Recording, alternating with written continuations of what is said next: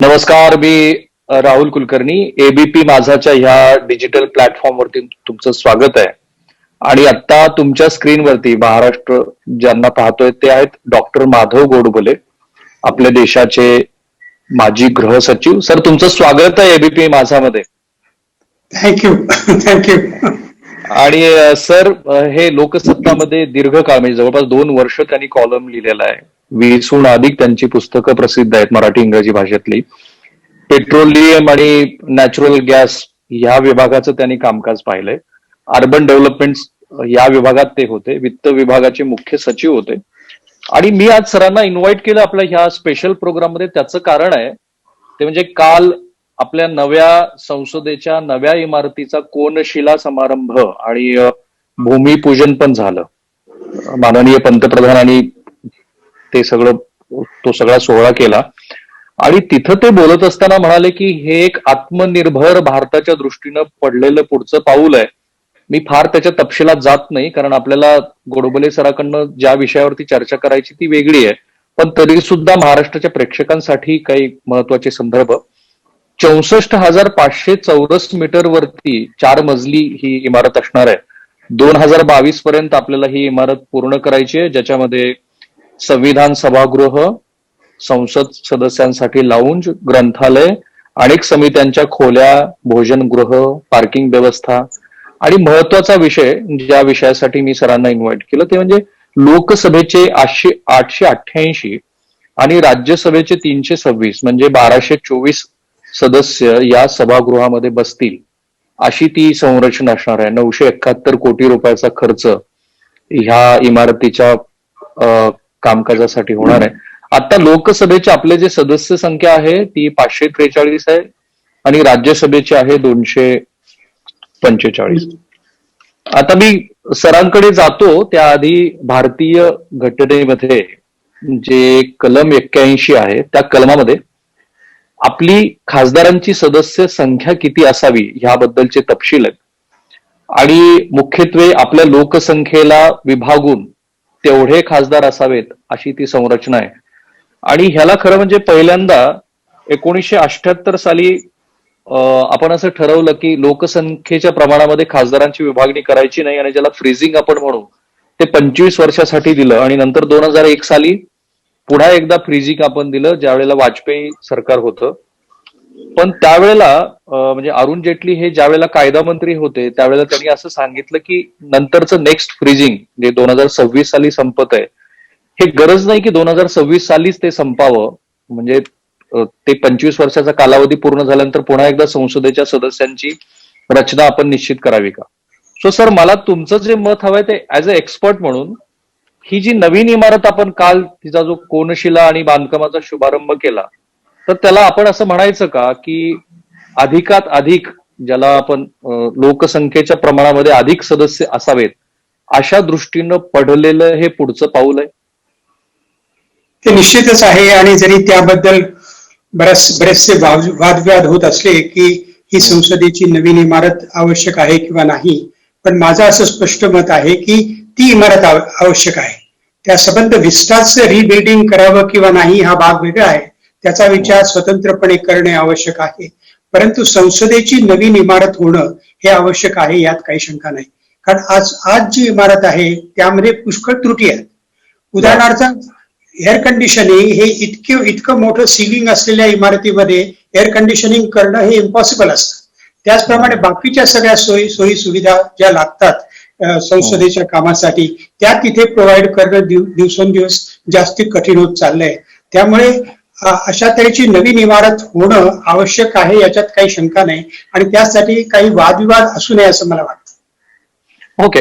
इमारतीच्या एकूण structural design बद्दल आणि आत्ताच्या काळानुरूप गरजेबद्दल आपण सुरुवातीला तुम्ही बोललात, पण माझा प्रश्न थोडासा वेगळा होता. म्हणजे खरं म्हणजे ह्याबद्दल आणखी कोणी बोललेलं नाहीये की जर खासदारांची सदस्य संख्या वाढणार असेल तर ती वाढणं ही आत्ताच्या काळाची गरज आहे का. कारण मी आता तेलंगणातला एक कॉन्स्टिट्युन्सी बघत होतो, मलकनगिरी, 31 लाख मतदारांचं प्रतिनिधित्व करणारा तिथला खासदार आहे. ऑन द कॉन्ट्ररी लक्षद्वीपमध्ये आपण बघितलं की 50,000 मतदारांचा एक खासदार आहे. सो जर आकडा वाढणार असेल खासदारांचा तर ते काळानुरूप आहे का आणि वाढवायला हवं का. म्हणजे बिल्डिंगच्या अनुषंगानेच हा प्रश्न आहे. हा तर पहिला प्रश्न तर हा आहे की प्रतिनिधित्वाचे निकष काय असले पाहिजेत. उदाहरणार्थ लोकसंख्या हा निकष काही सगळ्या राज्यांना एकसारखा लागू होत नाही. काही राज्यांमध्ये अतिशय छोट्या लोकसंख्येसाठी एक प्रतिनिधी दिला जातो. काही मोठ्या राज्यांमध्ये खूप मोठ्या लोकसंख्येसाठी एक प्रतिनिधी दिला जातो. तेव्हा पहिल्यांदा आपल्याला ठरवावं लागेल की आपल्याला प्रतिनिधींची संख्या किती वाढवायची. उदाहरणार्थ की वाढवायची असेल तर ती एखाद्या स्टेडियम मध्ये बसण्या एवढी सुद्धा वाढवता येईल. परंतु लोकसभेचं स्वरूप तसं असावं किंवा नाही हा पहिला प्रश्न आहे. दुसरा प्रश्न की आज परिस्थिती काय आहे की उत्तर प्रदेश सारख्या राज्याला 80 सभासद आहेत आणि सिक्कीम सारख्या राज्याला 1 सभासद आहे. त्यामुळे ही जी अतिशय मोठी दरी आपल्याला दिसून येते सभासदत्वाची, प्रतिनिधित्वाची, त्याच्याबद्दल सुद्धा थोडासा विचार करावा लागेल. तेव्हा पहिला निकष तर हा ठरवावा लागेल की लोकप्रतिनिधित्वाचे निकष काय असावे. केवळ ते लोकसंख्येवर अवलंबून असावेत किंवा नाही, किंवा इतर काहीतरी निकष त्याला लावावे. दुसरी गोष्ट की एक काहीतरी असं ठरवावं लागेल, विचार करावा लागेल की किती लोकसंख्या आम्हाला सभागृह चालवण्यासाठी योग्य वाटते. उदाहरणार्थ जर आपण म्हटलं 800, 900, 1000 लोकांचं सभागृह आम्ही चालवू शकू. आजही सभागृह चालवणं किती कठीण आहे हे आपण पाहतो. आणि तिथे होणारा ओरडाआरडा, तिथे वॉकआउट्स, तिथे बाकीचे सगळे प्रकार, हे सगळे बघितल्यानंतर 1000चं आपण जर एक मोठं सभागृह तयार केलं तर त्याचं मॅनेजमेंट शक्य होणार आहे का आणि ते करणं योग्य होणार आहे का नाही या दृष्टीने पण विचार केला पाहिजे. आणि म्हणून मी तर असं म्हणेन की पहिल्यांदा असं ठरवलं पाहिजे की आम्हाला सध्याची संख्या आहे वाढवायची आहे का नाही. जर ती वाढवायची असेल तर किती वाढवावी आणि मग त्याच्यासाठी निकष काय असावे. तर तुमच्या मते सदस्य संख्या वाढवली नाही पाहिजे का? कारण आता महाराष्ट्रासारख्या राज्याचं उदाहरण आपण बघू, साधारणपणे 17 लाख मतदारांचं प्रतिनिधित्व करणारा एक खासदार आहे.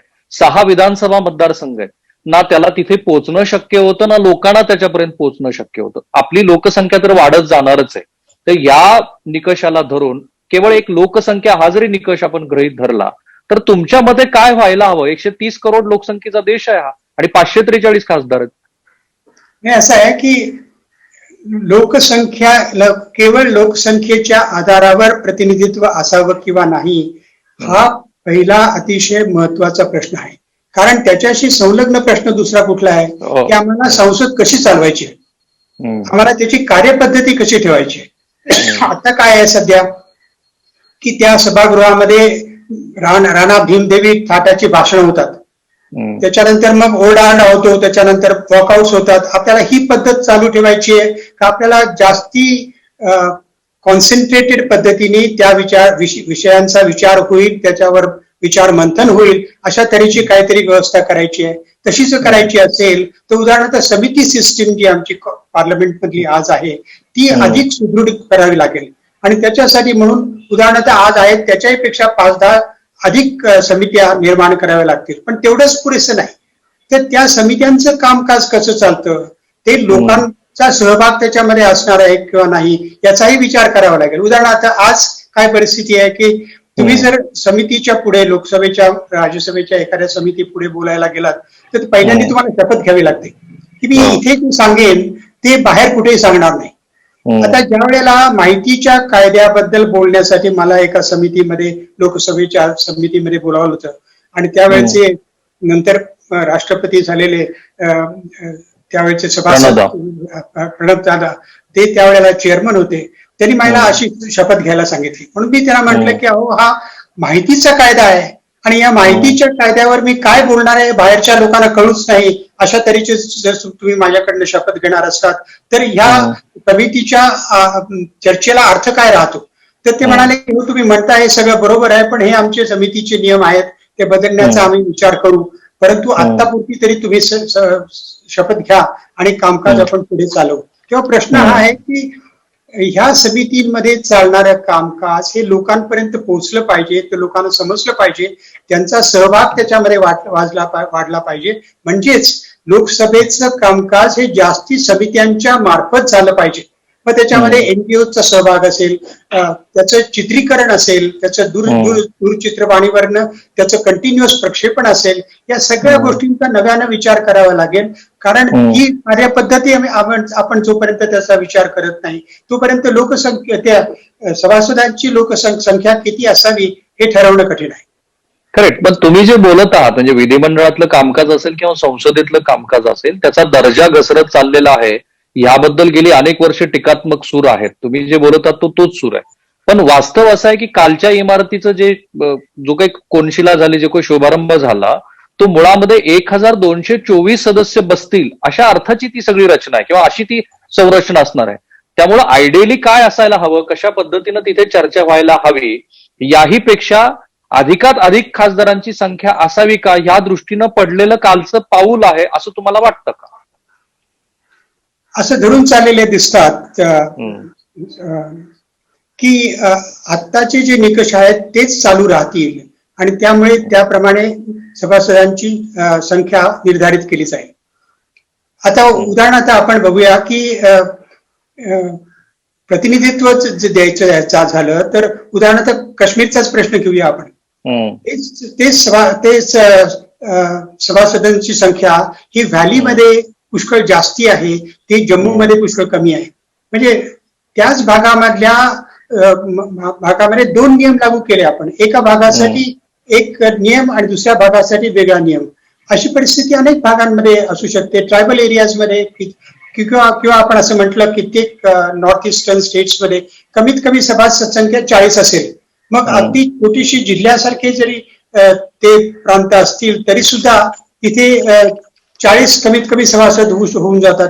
त्यामुळे या सगळ्याच बाबतीमध्ये फार मोठा विचार होणं आवश्यक आहे आणि आज त्या दृष्टीने काहीच आजपर्यंत विचार झालेला नाही हे मान्य करावं लागेल.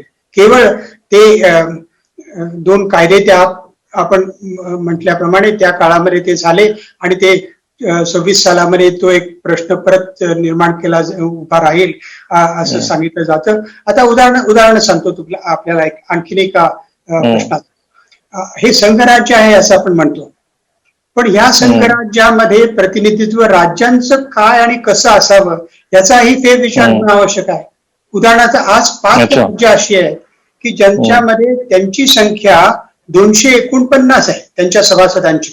उदाहरणार्थ यूपी, महाराष्ट्र, वेस्ट बेंगॉल, बिहार आणि तामिळनाडू यांची संख्या 249 आहे 553 पैकी. आता हे संघराज्य कसं विचित्र आहे बघा तुम्ही की याच्यामध्ये एका राज्याची एक संख्या आहे, दुसऱ्या राज्यांची 80, 65, 25, महाराष्ट्रासारख्या राज्याची 42, 45 आहे. हे चालू राहणं शक्य होणार नाही. 27 सालामध्ये ज्या वेळेला याचा पुनर्विचार करण्याची वेळ येईल त्यावेळेला आपल्याला असं दिसून येईल की लोकसंख्या सदर्न स्टेट्स मधली, दक्षिणेकडल्या राज्यांमधली लोकसंख्या कमी होत असल्याने त्यांचं रिप्रेझेंटेशन पुष्कळ कमी होणार आहे आणि मग उत्तरेकडल्या राज्यांचं रिप्रेझेंटेशन वाढेल आणि मग आताही आपण असं म्हणतो UP that is India that is Bharat. आता हे उत्तर भारत आमच्यावर कंटिन्युअसली राज्य करत राहतील अशा तऱ्हेची भावना जर दाक्षिणात्य राज्यामध्ये निर्माण झाली तर हे संघराज्याला बरोबर नाही. या काही प्रश्नांचा मी अभ्यास करून विचार करून माझ्या येत्या पुस्तकामध्ये याबद्दल लिहिलेलं आहे, इंग्रजी पुस्तकामध्ये. आणि त्याच्यामध्ये असं म्हटलेलं आहे की संघराज्याबद्दलचे ह्या सगळ्याच प्रश्नांचा नव्याने विचार व्हायला पाहिजे आणि तो विचार करण्यासाठी म्हणून मी तर असं सजेस्ट करेन की या सगळ्या प्रश्नाच्या सर्व बाजू श्वेतपत्रिकेमार्फत केंद्र शासनाने लोकांच्या समोर ठेवाव्या. म्हणजे लोकांचे या बाबतीमधले विचार समजावून घेतले पाहिजे, त्याचे इम्प्लिकेशन्स काय आहेत हे लोकांना कळलं पाहिजे आणि तरच आपण या बाबतीमध्ये काही देश म्हणून एक विशिष्ट विचारापर्यंत पोहोचू शकू. कारण जितकी संसद इमारत बांधणं जितकं महत्वाचं आहे तितकंच त्या इमारतीचं कामकाज कसं चालावं हे पाहणं पण तितकंच महत्वाचं आहे आणि त्याचा विचार आता होणं आवश्यक आहे. करेक्ट. तुमच्या आतापर्यंतच्या उत्तरात मला एक जाणवतं की लोकसंख्या हा निकष असावा की असू नये याबद्दलची तुमची काही मतं आहेत. पण प्रत्यक्षात मी जेव्हा आकडेवारी बघतो, आता उदाहरणादाखल आपण दिल्लीचं उदाहरण घेऊ. दिल्लीची लोकसंख्या आहे 2 कोटी आणि आता खासदारांचं त्यांचं रिप्रेझेंटेशन आहे संसदेतलं 7 खासदारांचं. ऑन द कॉन्ट्ररी उत्तर प्रदेशची लोकसंख्या आहे 22 कोटी, तिथल्या खासदारांची संख्या तुम्ही सांगितली तशी ती 80 आहे. तेलंगणामध्ये 3.5 कोटी मतदार आहेत आणि तिथे 17 खासदार रिप्रेझेंट करतात. तामिळनाडूची जी काही लोकसंख्या असेल ती असेल तिथे 39 आहेत. सो आपल्याला लोकसंख्या हा निकष असावा की असू नये, जे कॉन्स्टिट्यूशन फ्रेमवर्क मध्ये जे आहे, ज्या मी 80व्या घटनेच्या कलमाबद्दल बोललो, ही एक अपरिहार्यता आहे आणि ती मान्य करायला हवी असं तुम्हाला वाटत नाही का? मी आणखी स्पष्टपणे तुम्हाला ह्या प्रश्नाकडे घेऊन जातो. मला असं वाटत नाही. भारताच्या बाबतीमध्ये या सगळ्या गोष्टीचा वेगळ्या तऱ्हेने विचार करावा लागेल. उदाहरणार्थ आपल्याकडली जर राज्य आपण बघितली, लहान मोठी, काही एका तालुक्यासारखी राज्य आहेत, काही एका जिल्ह्यासारखी राज्य आहेत, काही प्रचंड मोठी राज्य आहेत. उदाहरणार्थ अमेरिकेमध्ये एक प्रिन्सिपल काय लावलं जातं की कितीही राज्य लहान मोठं असलं तरी सुद्धा प्रत्येक राज्यासाठी 2 प्रतिनिधी असतात वरिष्ठ सभागृहामध्ये. आपल्या बाबतीमध्ये ते करणं शक्यच नाही, कारण आपल्यामध्ये इतकी तफावत आहे या राज्यांच्या मध्ये. आणि आता तर बीजेपी असं म्हणून राहिलेली आहे की आम्हाला छोटी राज्य करायची, आणि म्हणून आता आम्ही गेल्या काही वर्षामध्ये छोट्या राज्यांचं एक प्रकरण सुरू केलं. म्हणजे आम्ही एका टोकाहून दुसऱ्या टोकापर्यंत आलो. नेहरूंच्या काळामध्ये राज्य मोठी असावी, ज्या राज्य बायलिंग्वल असावी, एकापेक्षा अधिक भाषा बोलणारी असावी, अशा तऱ्हेचा विचार त्यावेळेला होता. आता अगदी छोटी छोटी राज्य असावी, अशी छोटी छोटी राज्य जर आपण निर्माण केली तर त्यांचं प्रतिनिधित्व मग ते केवळ लोकसंख्येवर पुरतं अवलंबून राहत नाही. मगाशी म्हटल्याप्रमाणे लहान राज्यांना सुद्धा कमीत कमी 40 लोकांचं विधानसभा झाली पाहिजे, अशा तऱ्हेचं तत्व अडॉप्ट करावं लागतं. त्यामुळे आम्हाला एक संघराज्य म्हणून जर आमचं ठेवायचं असेल तर ह्या सगळ्या प्रश्नांचा वेगळ्या दृष्टीने विचार करावा लागेल.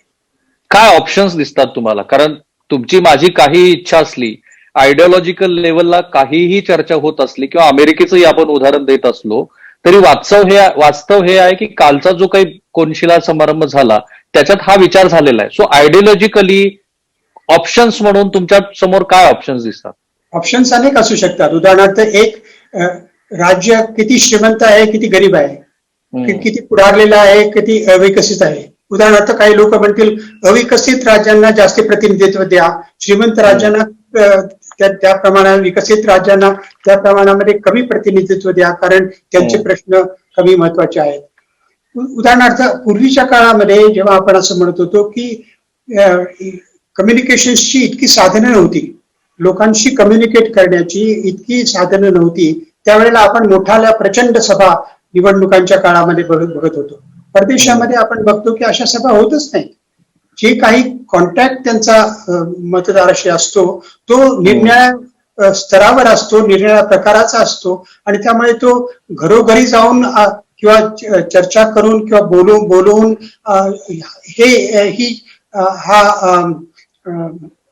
हा संपर्क जास्ती येतो आणि तो मोठ्या सभांमध्ये होत नाही. आपल्याकडली सुद्धा ती परिस्थिती आता बदलायला लागली. पूर्वीच्या काळासारख्या मोठ्या चौपाटीवरच्या आणि रामलीला ग्राउंडवरच्या सारख्या सभा आता जास्ती होताना दिसत नाहीत. तेव्हा तीच परिस्थिती आता बदलणार आहे. आपल्याकडेही काळ जसा बदलतो, कम्युनिकेशनची साधनं बदलतात, तशी सगळी निवडणूक प्रक्रिया बदलते, रिप्रेझेंटेशनच्या संकल्पना बदलतात, आणि त्याचप्रमाणे उदाहरणार्थ लोकांचे काय प्रश्न आहेत हे काही आता लोकांमध्ये जाणून समजून घेण्याची जरूर नाही. माध्यम ती दररोज लोकांच्या पुढे मांडत असतात आणि ते आमचे प्रतिनिधी आहेत, त्यांना ते दररोज त्यांच्या भाषणात ऐकण्यात येतात. त्यामुळे ह्या सगळ्या प्रश्नाचा नव्यानं विचार होणं आवश्यक आहे. आपण जर जुन्याच पठडीमध्ये आपण राहिलो तर आपल्याला कुठपर्यंत जायचं? उदाहरणार्थ 1200 लोकांची सभागृह चालवू शकू का? आम्हाला चालवायचं काय? आणि मग त्याच्यासाठी मग तुम्हाला पोलीस तैनात करावे लागतील सध्याच्या परिस्थितीमध्ये, कारण दुसऱ्या पक्षाच्या कोणाला बोलूच द्यायचं नाही, अशा तऱ्हेचं एक वातावरण निर्माण झालेलं आहे. आता तुम्ही गरीब आणि श्रीमंत राज्यांचा जो उल्लेख केला, मला आठवतं की 14व्या आणि 15व्या वित्त आयोगाच्या निधी वाटपाचा जेव्हा विषय आला त्यावेळेला अनेक राज्यांनी हा आक्षेप घेतला होता की आम्ही आर्थिक प्रगती साधली, हा आमचा काही दोष आहे का? हा मुद्दा तेव्हाही चर्चेला येणारच आहे की हे ऑप्शन्स असतील तर मग काय करणार? बरोबर आहे. आणि म्हणून 15व्या वित्त आयोगाच्या अनुभवावरनं तर हे लक्षात घेतलं पाहिजे की आता राज्यांमधील तरी ही वाढत चालली आहे, वेगवेगळ्या कारणांनी वाढत चालली आहे. एक पूर्वी दाक्षिणात्य आणि उत्तरेकडली राज्य असं आपण म्हणत होतो, आता तेच केवळ राहिले नाही, पुढारलेली राज्य आणि अविकसित राज्य. एक भाषा बोलणारे राज्य आणि दुसऱ्या भाषा बोलणारी राज्य, त्या हे सगळे भेद फरक जे या देशामध्ये आहेत ते लक्षात घेऊन आम्हाला नवीन पार्लमेंट कशा तऱ्हेचं असावं, आमची संसद काय किंवा विधानसभा काय कशा तऱ्हेची असावे. उदाहरणार्थ कालच मी एक लेख लिहिला, तो आपल्या वाचनात आला असेल, की ग्रॅज्युएट कॉन्स्टिट्युएन्सी आणि टीचर्स कॉन्स्टिट्युएन्सी आज काय रेलिव्हन्स आहे, काहीच रेलिव्हन्स आहे. ते केवळ त्यावेळच्या परिस्थितीला अनुकूल होतं म्हणून ते त्या राज्यघटनेत घातलं, म्हणून ते आता 70 वर्षानंतर चालू ठेवावं असं नाही. त्यामुळे या सगळ्याच बाबतीमध्ये फेरविचाराची आवश्यकता आहे. करेक्ट. आता जो मुलाखतीच्या सुरुवातीला एरवी प्रश्न विचारला जातो तसा मी तुम्हाला आता विचारतो की कालचा जो सोहळा झाला त्याच्याकडे तुम्ही कसं पाहता? कालच्या सोहळ्यामध्ये खरं म्हणजे या देशामध्ये भूमिपूजन हे 1947 सालापासून म्हणजे स्वातंत्र्याच्या काळापासून चालू आहे. त्यामुळे आता त्याला ऑब्जेक्शन घेणं हे मला काही योग्य वाटत नाही. कारण जो कुठला पक्ष अधिकारावर आहे त्या पक्षाला वाटेल त्याप्रमाणे तो समारंभ करेल. उदाहरणार्थ आपल्याला आठवत असेल की जीर्णोद्धार करण्याबद्दलच्या देवळाचा जीर्णोद्धार करण्याचा पहिला प्रश्न ज्या वेळेला पुढे आला त्यावेळेला नेहरूंनी तर म्हटलं की अशा तऱ्हेचा जीर्णोद्धार करण्याचा समारंभ राज्य शासनाने केंद्र शासनाने करणं योग्य नाही. परंतु त्यावेळेला त्यांच्याच त्यावेळच्या सभासदांमध्ये मंत्रिमंडळांमध्ये मतभेद होते आणि त्यांनी असं म्हटलं नाही आम्हाला हा कार्यक्रम करायचा आहे आणि त्यामुळे नेहरूंची नाराजी ओढवून घेऊन सुद्धा तो कार्यक्रम झाला. सोमनाथाच्या आणि डॉक्टर राजेंद्र प्रसादांचा संदर्भ देऊन सांगतात. आणि त्यावेळेला उदाहरणार्थ राजेंद्र प्रसादांनी जाऊ नये अशी इच्छा होती पण तरी सुद्धा ते त्या कार्यक्रमाला गेले.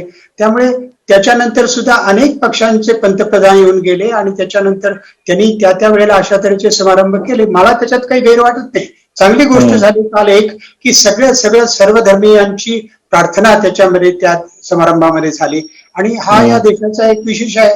आणि जोपर्यंत आम्ही या सगळ्या लोकांना एकत्र घेऊन जात नाही तोपर्यंत केवळ एक कुठली तरी आयडिओलॉजी एकत्र धरून आम्ही हा देश एकत्र ठेवू शकत नाही.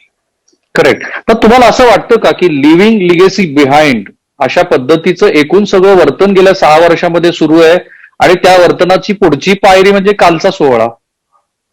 कुठल्या शासनाने केलं नाही मला सांगा. प्रत्येक मोठ्या संस्थांना आपल्या स्वतःची किंवा स्वतःच्या कुटुंबातल्या लोकांची नावं देण्याची प्रथा या देशामध्ये स्वातंत्र्यापासून आहे. आणि त्याचा अर्थ काय होता की आमचं नाव कायम या देशामध्ये राहावं. आता असा जर प्रकार आणि केवळ तो याच देशामध्ये नाही इतर देशामध्ये सगळ्या देशामध्ये आढळून येतो. त्यामुळे आमची लिगसी म्हणून आम्हाला काहीतरी मागे सोडायचं असेल तर काही चांगलं काम मागे सोडलं तर काय चुकीचं आहे. करेक्ट. आता तुम्ही सुरुवातीला ज्या प्रश्नाचा उत्तराने ज्याची सुरुवात केली होती तो मी प्रश्न विचारतो. तुम्ही त्या संसदेच्या सगळ्या इमारतीला बघितलेलं आहे, तुम्ही तिथे वावरलेला आहात, त्याची खरंच गरज होती का? आणि ज्या पद्धतीची संरचना आता अपेक्षित आहे सरकारला त्याची पण आपल्याला गरज आहे का? असं आहे की सध्याची जी इमारत आहे ती संसद इमारत म्हणून बांधलीच नव्हती आणि त्यामुळे त्याची सगळी रचना ही त्यावेळेला एक सेंट्रल लेजिस्लेचर या दृष्टीने त्यावेळेला जे योग्य वाटलं त्या दृष्टीने ती केली गेली.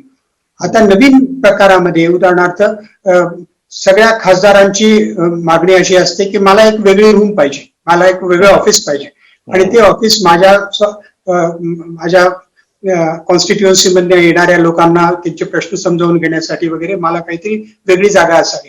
आता ही नवीन काळाची गरज आहे असं म्हणून त्याच्यासाठी जर प्रोव्हाइड केलं तर ते काही मी गैर मानणार नाही. परंतु मग खासदारांनी तितक्याच निष्ठेने काम करून हे योग्य आहे असं दाखवून दिलं पाहिजे. उदाहरणार्थ आपण जर दिल्लीला जाऊन कधी संसदेची लायब्ररी बघितली ती 7 स्टार लायब्ररी आहे. मी अनेक महिने माझी पुस्तकं लिहिण्यासाठी तिथे रिसर्च करायला गेल्या काही वर्षामध्ये जाऊन बसत होतो महिने आणि 5 स्टार हॉटेलमध्ये बसल्यासारखं त्या लायब्ररीमध्ये बसून असंख्य लायब्ररी मी बघितल्या. त्याच्यापैकी एकच देशात अशी लायब्ररी आहे की जी 7 स्टार लायब्ररी आहे. पण त्यामध्ये येणाऱ्या लोकप्रतिनिधींची संख्या जर आपण बघितली तर ती नगण्य असते. कारण काय? अभ्यास करून विषय मांडावा आणि त्याच्यावर चर्चा घडवून आणावी अशा तऱ्हेचा प्रयत्न होतानाच दिसत नाही. मग आता नवीन पार्लमेंट बिल्डिंग मध्ये अशाच तऱ्हेची 7, 9, 10 स्टार लायब्ररी जरी आपण स्थापन केली आणि त्याचा जर उपयोग झाला नाही तर त्या लायब्ररीचा काहीच अर्थ राहणार नाही. त्यामुळे शेवटी या सगळ्या सुविधा अशासाठी आपण देतो की आमचे निवडून येणारे प्रतिनिधींनी त्याचा जास्तीत जास्त उपयोग करून घ्यावा आणि लोकांचं कल्याण होण्याच्या दृष्टीनं काम करावं. ते होईल अशी मी अपेक्षा करतो. आपण सर्वसाधारण माणूस म्हणून आपण तीच अपेक्षा केवळ करू शकतो. ठीक आहे, एक राजकीय टिप्पणी हवी आहे. काल श्री राहुल गांधी यांनी एक ट्विट केलं आणि शेतकरी रस्त्यावरती असताना तुम्ही महाल निर्माण करताय अशा अर्थाचं ते ट्विट होतं. डाव्या पक्षांनीही या इमारतीच्या बांधकामाविषयी त्याच्या सगळ्या कार्यक्रमाविषयी टीका टिप्पणी केली. तुम्हाला असं वाटतं ही आवश्यक गरज आहे, अशा पद्धतीचं त्याचं इव्हॅल्युएशन व्हायला हवं? खरं म्हणजे कॅनडा आणि ऑस्ट्रेलियाने अशा पद्धतीच्या संसद इमारतीचे निर्माण अलीकडेच केलेलं नाही. असं आहे की लोकांना सत्तेच्या बाहेर असताना एक वेगळं विश्व दिसतं आणि साऊथ ब्लॉक नॉर्थ ब्लॉक मध्ये बसला असताना विश्व वेगळं दिसतं. त्यामुळे मी राहुल गांधी काय म्हणाले किंवा कुठल्या पार्टीचे लोक काय म्हणाले याला काही जास्त महत्व देत नाही. कारण तेच लोक जर उद्या सत्तेवर येऊन बसले तर ते वेगळी भाषा बोलतील, वेगळ्या प्रकारचे संभाषण त्यांच्याकडनं आपल्याला ऐकायला मिळेल. त्यामुळे ह्या सगळ्या बाबतीतचा विचार हा इन्स्टिट्यूशनली झाला पाहिजे. तो कुठली पार्टी कुठला पक्ष किंवा सत्तेवर आहे या दृष्टीने इतक्या संकुचित दृष्टीने विचार करणं योग्य होणार नाही असं मला वाटतं. करेक्ट. तुम्ही खरं म्हणजे ह्या प्रश्नाचं उत्तर फार स्पष्टपणे दिलेलं आहे. तरीही मी आणखी आपल्या प्रेक्षकांच्या दृष्टीने पुन्हा एक प्रश्न विचारतो, तो असा की जर खासदारांची संख्याच वाढणार असेल आणि आता जो सत्ताधारी पक्ष आहे भारतीय जनता पार्टी त्याचं ज्या भागामध्ये वर्चस्व आहे त्या तुलनेमध्ये दक्षिण भारतामध्ये त्याचं वर्चस्व नाहीये, ती संख्या वाढली. कारण मी ज्या अरुण जेटलींचा संदर्भ दिला आणि ज्या पद्धतीचे निर्णय घेणं आणि ते अंमलात आणणं हे या सरकारचं वैशिष्ट्य झालेलं आहे, ते पाहता समजा अशी संख्या वाढली तर भारताची पॉलिटिकल डेमोग्राफी चेंज होईल आणि ती अल्टिमेटली रुलिंग पार्टीला आता जो एक्झिस्टिंग डिस्पेन्सेशन आहे पॉलिटिकल डिस्पेन्सेशन त्याला बेनिफिशरी ठरेल आणि त्या दृष्टीनं सगळं चाललंय असं वाटतं? मला नाही असं वाटत. एक तर प्रयत्न हा राहील कुठल्याही सरकारचा, मग ते त्यावेळेला काँग्रेसचा असो नाही तर आता बीजेपीचा असो, की आपल्या पक्षाला जास्तीत जास्त लोकसभेमध्ये मतसंख्या आपल्या सभासदांची असावी अशा तऱ्हेची अपेक्षा असणे याच्यात काहीच चुकीचं नाही. जगभर तेच दिसून येतं. लोकशाहीचा अर्थच तो आहे. परंतु लोकशाही याचा अर्थ की मेजॉरिटेरियनिझम ज्याला आपण म्हणतो की आम्ही बहुमताने काहीही करून घेऊ अशा तऱ्हेची जर एक मानसिकता निर्माण झाली तर ती अतिशय गैर आहे. म्हणून लोकशाही याचा अर्थ मेजॉरिटेरियनिझम, आम्ही सांगू ती पूर्व दिशा असा मात्र होता कामा नये. आणि म्हणूनच वचक ठेवणारा या सगळ्या बाबतीमध्ये फेरविचार करण्याचा आग्रह धरणारा असा विरोधी पक्ष एक किंवा अनेक असे विरोधी पक्ष हे संसदेमध्ये असलेच पाहिजेत. आणि ते संख्या दक्षिणेतल्या राज्यांच्या खासदारांची संख्या कमी झाली, उत्तरेतली वाढली आणि जे तुम्ही आधी 2-3 प्रश्नाच्या उत्तराची हे उत्तरं दिलेलीच आहेत, पण तरी सुद्धा सगळा इतिहास जो आहे तो उत्तरेचाच इतिहास आहे. भारताच्या राजकीय इतिहासात आपण बघितलं तर सगळे पंतप्रधान उत्तरेचे. आता जर खरंच संख्या वाढणार असेल तर संघराज्य पद्धतीने ते अयोग्य आहे हेही तुम्ही बोललात, पण राजकीय दृष्ट्या त्याचे काय परिणाम होतील? असं आहे, पहिलीच गोष्ट की उत्तरेकडली राज्य ही नेहमीच बीजेपीला सपोर्ट करणारे असतील असं धरून चालण्यात अर्थ नाही. बरं. कारण आजही अनेक, आणि दुसरी गोष्ट म्हणजे हिंदुत्व हे जे आपण म्हणतो आता हे हिंदुत्व हे केवळ बीजेपीचं राहिलेलं नाहीये. हे सगळ्या इतरही पक्षांमध्ये आपल्याला बघायला मिळतं. एकूणच माझी अडचण ही आहे की हा देश जर हिंदुत्वाच्या ह्या आयडिओलॉजीने पुढे जाणार असेल तर हा देश एकत्र राहणं हे कठीण होईल. त्यामुळे सगळ्याच पॉलिटिकल पार्टीजनी या बाबतीमध्ये अतिशय बारकाईने विचार करणं आवश्यक आहे. उदाहरणार्थ AIMM ची नवीन पार्टी आता बिहारमध्ये 5 जागा निवडून आल्या, महाराष्ट्रामध्ये 2 जागा निवडून आल्या. माझ्या दृष्टीने सर्वात अडचणीची किंवा सर्वात काळजी करण्यासाठी ही गोष्ट आहे की एका अल्पसंख्याक समूहाला आपला वेगळा पक्ष काढून आपल्या मागण्या मान्य करवून घेण्याची वेळ येते. त्याचाच अर्थ की आमची सेक्युलरिझम, आमचा सर्वधर्म समभाव हा कुठेतरी कमी पडतोय. आणि ते जोपर्यंत होत, त्याच्यामध्ये जोपर्यंत फरक पडत नाही तोपर्यंत ही परिस्थिती बदलणार नाही. केवळ एक उदाहरणार्थ हिंदुत्वाच्या बाबतीमध्ये आज काँग्रेस आणि बीजेपी मध्ये काहीच फरक राहिलेला नाही माझ्यासारख्या वयस्क माणसाला. तो फरक जर वाटायचा असेल तर त्या पक्षांनी आत्मपरीक्षण करून या बाबतीमध्ये फेरचिंतन करणं आवश्यक आहे. कारण 2014 आणि 2019चा जो मॅन्डेट आहे तो हिंदुत्वाला आहे, बहुसंख्याक वादाला आहे, अशा अर्थानं आता पॉलिटिकल अनालाइज केलं जातं आणि त्याच कॉन्टेक्स्टमध्ये ही सदस्य संख्या वाढवण्याच्या दृष्टीने ही पॉलिटिकल अनालाइज सुरू झालेलं आहे की दाक्षिणात्य राज्यात जिथे बीजेपीचा होल्ड नाहीये तिथे जर कमी सदस्य संख्या ठेवली आणि मग उत्तरेमध्ये जिथे बीजेपीचा होल्ड अधिक आहे तिथे ठेवली तर ते फायदेशीर ठरेल, अशा अर्थाची ती मांडणी आहे. एकच मी सुधारणा सुचवेन आपल्या स्टेटमेंटमध्ये की मला नाही असं वाटत की हा 19 सालचा लोकसभेचा निर्णय म्हणजे हिंदुत्वाची पाठराखण करणं आहे असं नॅशनलिस्टिक त्या बाबतीमध्ये 2-3 वेळेला मी माझ्या लेखांमध्ये हे प्रतिपादनही केलं आहे की असा कोणीही गैरसमज करून घेऊ नये की लोकसभेमध्ये बीजेपीला मोठं बहुमत मिळालं याचा अर्थ की सर्वसाधारण भारतातला सर्वसाधारण माणूस हा हिंदुत्ववादी आहे, अजिबात नाही. त्याला हा हिंदुत्ववादी बनणं हे आपण फोर्स करतोय त्याच्यात की तो अधिक राष्ट्रवादी आहे. कारण सगळेच पक्ष त्या बाबतीमध्ये तीच कास धरून आहेत. कुठल्याही पक्षाचा मध्ये फरक मला दिसत नाही. जोपर्यंत अशा तऱ्हेची दुसरी काही वेगळी आयडिओलॉजी आम्ही लोकांच्या समोर ठेवत नाही तोपर्यंत मग लोकांनी जर हिंदुत्वाला पाठिंबा दिला तर लोकांना दोष देण्यात काय अर्थ आहे? किंवा आता आम्ही दुसरी आयडिओलॉजी लोकांच्या समोर आग्रहाने मांडणार आहोत किंवा नाही याचाही विचार करणं आवश्यक आहे. नाही, हे तर फारच महत्वाचे आणि मूलभूत प्रश्न आहेत. म्हणजे ज्या पद्धतीची सत्ता मिळवण्याच्या दृष्टीनं चाललेली वाटचाल आहे, जी आयडिओलॉजी मांडली जाते, जे राष्ट्रीयत्व सांगितलं जातं त्याबद्दल तर सखोल टीका टिप्पणी चर्चा आणि तुम्ही म्हणालात तसा पॅरलल विचार दुसरा काय आहे हाही मुद्दा महत्वाचा आहे जो मांडण्यामध्ये माझ्या मते आतापर्यंत तरी विरोधी पक्ष हे अपयशी ठरलेले आहेत. त्यामुळे जे नॅरेटिव्ह मी तुम्हाला सांगितलं तेच आता सेट नॅरेटिव्ह आहे. Either you are a Hindu nationalist, Hindu plus nationalist or you are anti national. हे नॅरेटिव्ह आता सेट आहे. का तुम्ही आणि मी चर्चा करतोय, चर्चा करत राहू, अल्टरनेटिव्ह नॅरेटिव्ह बद्दल पण बोलतोय. एक प्रयोग महाराष्ट्रात पण झालाय, तो किती काळ चालतो त्याच्याबद्दल पण चर्चा होईल. दिल्लीत पण त्या प्रयोगाची बांधणी सुरू आहे असं म्हणतात. पण खरं म्हणजे सर महाराष्ट्रातल्या प्रेक्षकांना तुम्ही दीर्घकाळ दिल्लीमध्ये वास्तव्य केलेलं आहे. तुमचा एखादा किंवा 1-2 प्रसंग मला सांगा जे त्या संसद भवनाशी निगडीत आहेत किंवा तुम्ही विटनेस केलेले महत्वाच्या गोष्टी प्रसंग की जे महाराष्ट्राने समजून घ्यायला पाहिजे. असा 1-2 प्रसंग सांगणं कठीण आहे, परंतु सांगायचं झालं तर भाषावार प्रांतरचना या एका प्रश्नावर जेवढी चर्चा संसदेमध्ये झाली तेवढी चर्चा चीनच्या 1962 सालच्या चीनच्या आक्रमणाचा प्रश्न सोडला तर दुसऱ्या कुठल्याही विषयावर झाली नाही. ज्या प्रश्नांची चर्चा व्हायला पाहिजे त्या प्रश्नांची चर्चा होत नाही. परंतु जवळजवळ प्रत्येक सभासद त्या सभेमध्ये पार्टिसिपेट त्यांनी केलं आणि त्यांनी आपली मतं मांडली, हिरिरीनं मतं आपली मांडली.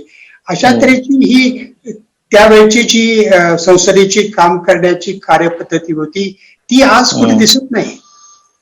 मला त्याचं सर्वात दुःख हे होतं की उदाहरणार्थ ज्या असंख्य प्रश्नांची चर्चा आपण प्रसिद्धी माध्यमांमध्ये करतो, आपण टीव्हीवर करतो, त्यांची चर्चा एक ओळीमध्ये सुद्धा कधी संसदेमध्ये झालेली आज दिसत नाही. किंवा संसदेचं स्वरूपच इतकं बदललंय आणि ते आम्ही बदलू दिलंय.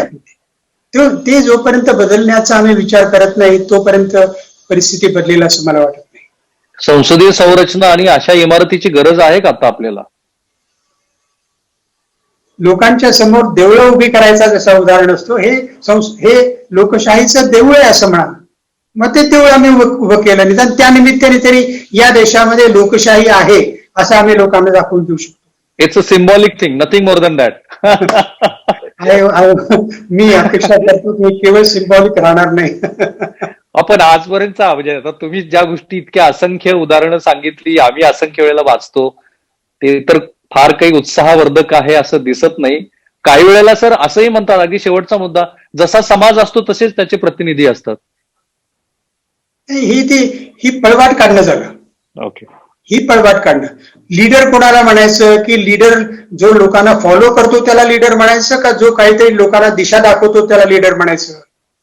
ह्याही बाबतीमध्ये केवळ लोक आमचे प्रतिनिधी म्हणजे आमच्यासारखेच असले पाहिजे असं जर असणार असेल तर मग ते आमचे प्रतिनिधी काहीतरी वेगळे आहेत असं आम्ही कशासाठी म्हणायचं आणि त्यांना एवढ्या सगळ्या सुविधा द्यायच्या कशासाठी? तेव्हा त्यांनी काहीतरी वेगळं करावं, आम्हाला वेगळी दिशा द्यावी अशी अपेक्षा आहे आणि त्या दृष्टीनेच हे सगळे प्रयत्न आहेत असं मी मानतो. Sir, thank you so much sir, thank you. Thank you. आणि महाराष्ट्राच्या प्रेक्षकांना ही मुलाखत बघून तृप्त झाल्यासारखं झालं असेल, कारण एका वेगळ्या विषयावरती आपण बोललो आणि सरांनी अनेक मुद्द्यांना स्पर्श केला. खासदारांचा दर्जा काय असावा, खासदारांनी संसदेमध्ये जाऊन काय करायला हवं, आपण ह्या सगळ्या केंद्रीय संरचनेकडे कसं बघायला हवं. आणि मी जो वारंवार हा प्रयत्न करत होतो की प्रतिनिधित्व लोकसंख्येच्या आधारावरती असेल तर संख्या वाढवणं हे आवश्यक आहे का, ती किती असायला हवी, त्याबद्दल सरांनी फार स्पष्ट मतं नोंदवलीत. मला अपेक्षा आहे की ह्या मुलाखतीमधून तुम्हालाही काही प्रश्न, काही मुद्दे सुचले असतील तर जरूर या व्हिडिओच्या खाली कमेंट्स करा. काही विषय तुम्हाला सुचत असतील तर तेही विषय कळवा. Sir, thank you so much. Thank you. Bye. Take care sir.